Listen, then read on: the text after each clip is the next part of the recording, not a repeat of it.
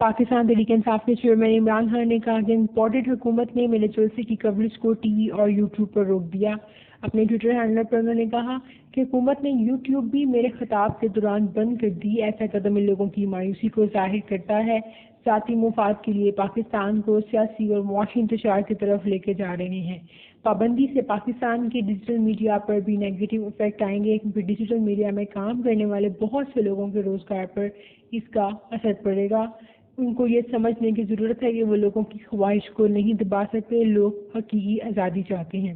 دوسری جانب تحریک انصاف کے رہنما شیریں مزاری نے بھی کہا کہ عمران خان کی تقریر کے دوران حکومت نے یوٹیوب کو بلاک کر دیا اور یہ ایک شرمناک حرکت ہے۔ اس کے ساتھ آپ کو بتاتے چلیں کہ کل عمران خان کی گرفتاری کے بعد پورے ملک کے مختلف شہروں میں لوگوں نے دھرنا دے دیا۔